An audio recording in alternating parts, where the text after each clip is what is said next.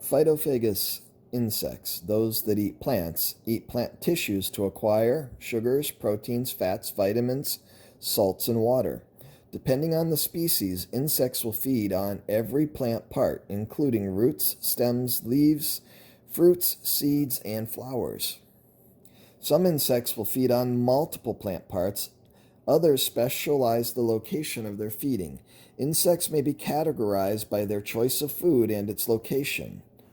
Insects that feed only on a specific host plant for all of their nutritional needs are called monophagous. For example, the grape Phylloxera is a tiny aphid-like insect that causes stunting or death to wine grapes by feeding on their roots.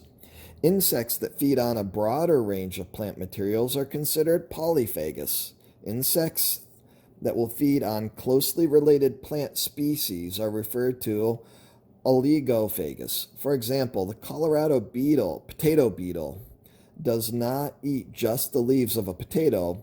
It will also dine on many other solanaceous crops, including eggplant, pepper, and tomato.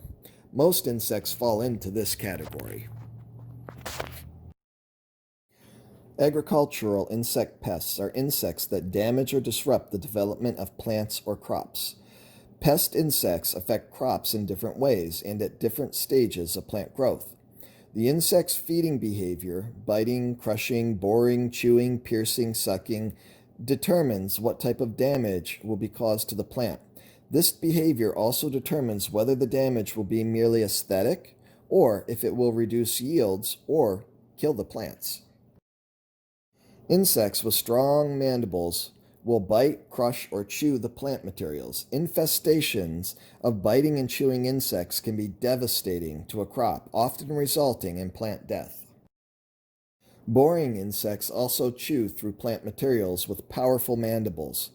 Some boring insects bore into tree bark, whereas others prefer soft tissues in fruits, nuts, or seeds.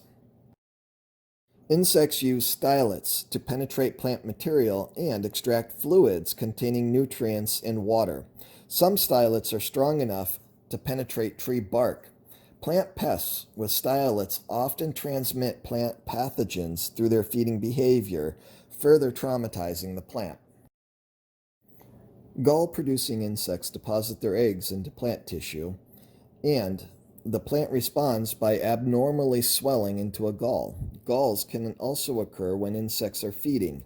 Damage caused to the plant can be insignificant or serious. Pathogen transmission.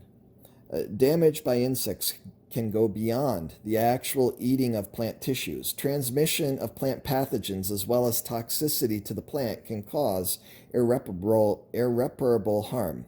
Sucking insects may transmit a toxin that causes leaf spotting, streaking, and browning on leaf blades, leaf curling, yellowing, wilting, growth reduction, and even plant death. Leaf hoppers, for example, can cause hopper burn or a browning and curling of leaf edges.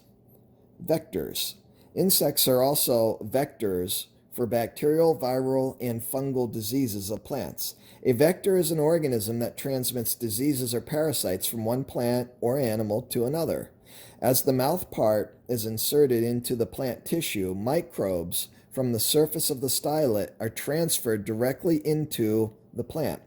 For example, fire blight is a bacterial disease that seriously impacts certain species of the rose family and is especially destructive to apples, pears, and crabapples. Fire blight is caused by the bacterium Erwinia amylovora, which overwinters in diseased branches and rapidly multiplies in the spring. Large numbers of bacteria will ooze to the surface of the plant and form a sweet, sticky substance. Insects such as aphids, ants, bees, beetles, and flies are attracted to this ooze, pick up the bacteria on their bodies, inadvertently carry the bacteria to opening blossoms, and transmit the disease to healthy plants.